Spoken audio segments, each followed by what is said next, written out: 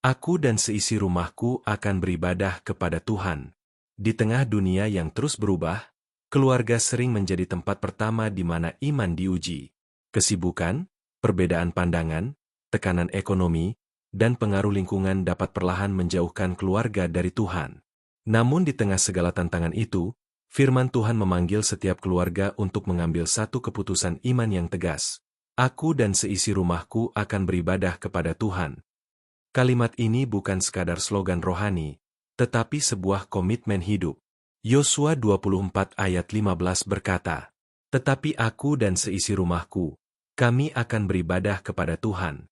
Yosua mengucapkan pernyataan ini di tengah bangsa Israel yang dihadapkan pada pilihan besar, mengikuti Tuhan atau berpaling kepada ilah-ilah lain. Ia tidak hanya berbicara atas nama dirinya sendiri, tetapi juga memimpin keluarganya untuk hidup setia kepada Tuhan. Keputusan untuk beribadah kepada Tuhan dimulai dari hati yang memilih Tuhan sebagai pusat kehidupan keluarga. Ibadah bukan hanya tentang datang ke gereja, tetapi tentang sikap hidup yang menghormati Tuhan dalam setiap aspek rumah tangga. Ulangan 6 ayat 5-6 berkata, "Kasihilah Tuhan, Allahmu, dengan segenap hatimu dan dengan segenap jiwamu dan dengan segenap kekuatanmu. Apa yang kuperintahkan kepadamu pada hari ini haruslah engkau perhatikan." Kasih kepada Tuhan menjadi dasar dari ibadah yang sejati. Dalam keluarga, iman tidak hanya diajarkan lewat kata-kata, tetapi melalui teladan hidup.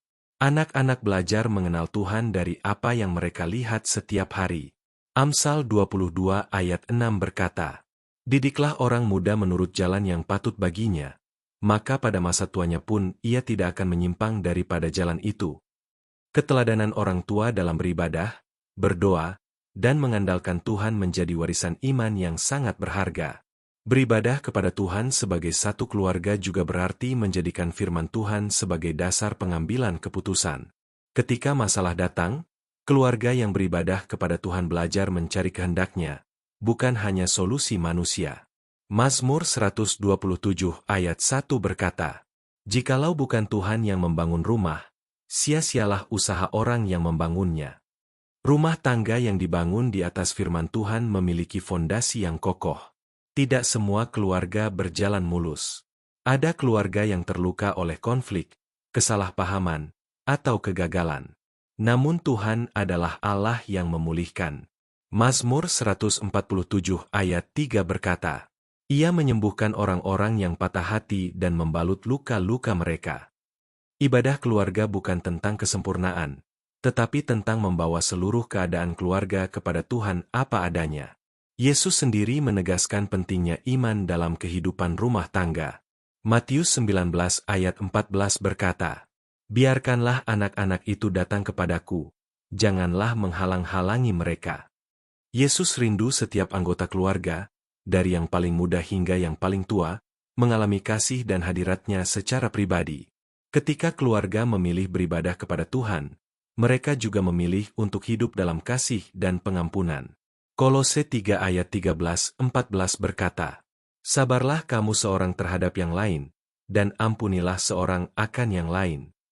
Ibadah sejati tercermin dalam hubungan yang dipenuhi kasih, kesabaran, dan kerendahan hati.